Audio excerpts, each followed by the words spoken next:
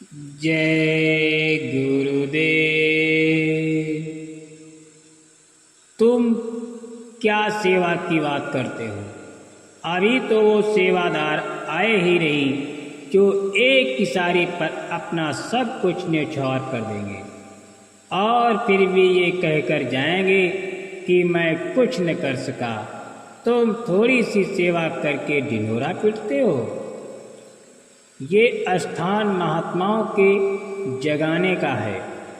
परमात्मा ने एक निर्धारित सड़क बना रखी है, उसी रास्ते से आध्यात्मिक विभूतियाँ उतर कर आती हैं।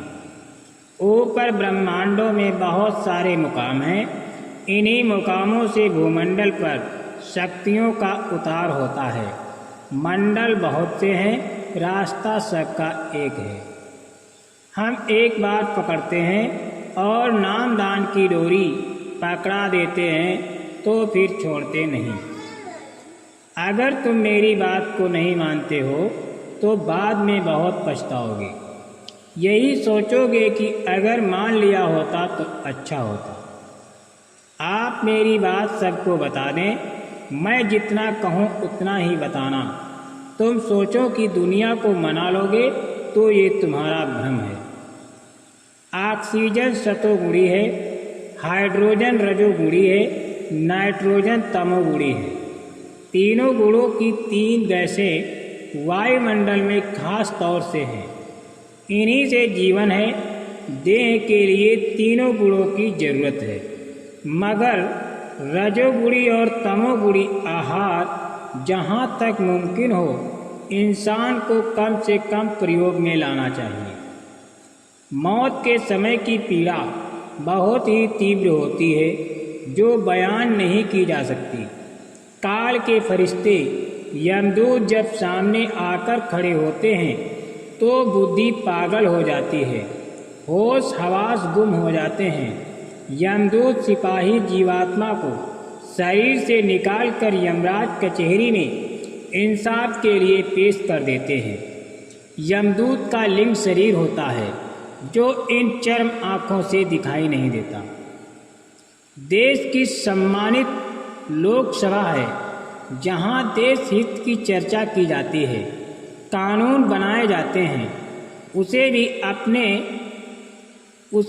आपने नहीं समझा कि लोकसभा क्या है। उसकी भी गरिमा चली गई। वहाँ भी हू हल्ला होने लगा, हंगामा होता है। लोकसभा का अध्यक्ष वो वहाँ का देवता है। उसको हटा दिया जाए तो लोकसभा कुछ नहीं। आप उसका भी अपमान करते हैं। उसके सामने भी जूता चप्पल चलता है, गाली गलौज होती है, हाथापाई होती है। आपने अध्यक्ष का अपमान किया तो सबका अपमान किया। वचनों का पालन करना चाहिए। वचनों का पालन ही ध्यान है। ध्यान में सहायक होगा। वचनों का पालन करोगे तो गुरु का स्वरूप सामने आ जाएगा, नाम प्रकट हो जाएगा। शब्द को ही पकड़ना है, वही तो हाथ है, उंगली है। पकड़ लो तो चढ़ा दिए जाओगे।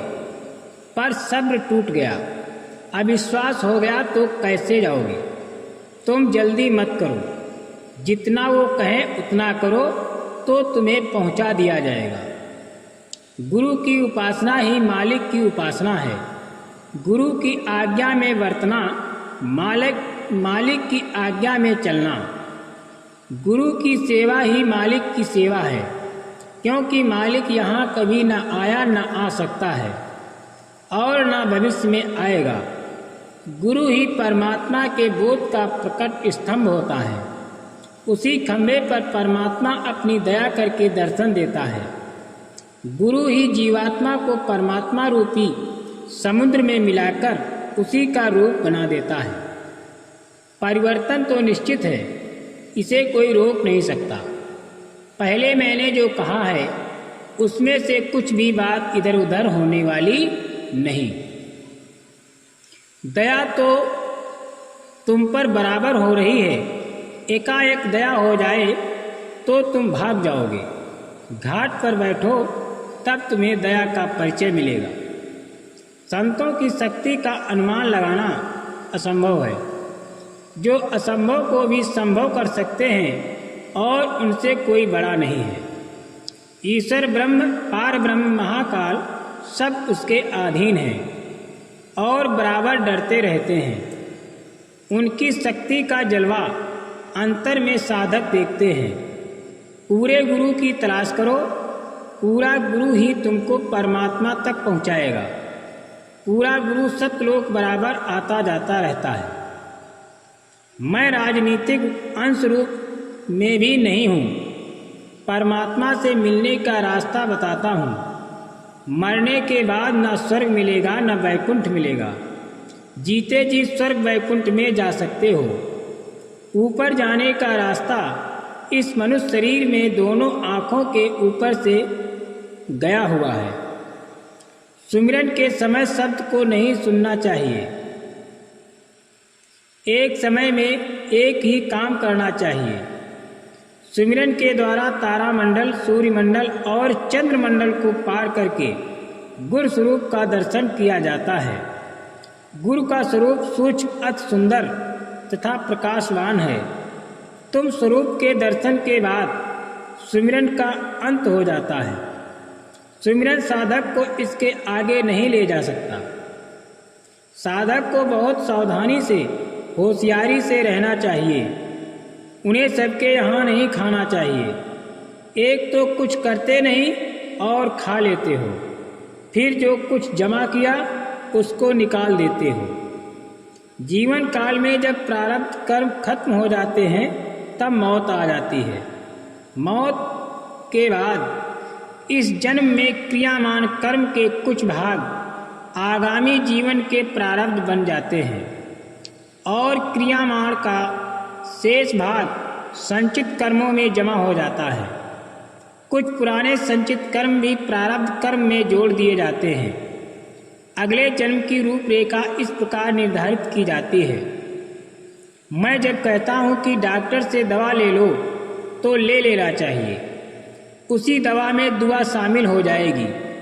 परहेज से रहना। बदपरहेजी करोगे तो लाभ नहीं होगा। रो, खूब रो। जब मालिक के लिए रोगे तो कर्म झड़ने लगेंगे। सभी सत्संगी साधन हर रोज करें। यही उनका अपना धन है जो अंत में उनके साथ जाएगा। भजन की कमाई सार है। मथुरा में कृष्ण भगवान जेल में पैदा हुए। कैसे बचे ये तो वो जाने, पर यहाँ के लोगों ने उनको भगा दिया। जरासंध ने कितनी बार हमला किया, आखिरकार कृष्ण ने मथुरा छोड़ दिया।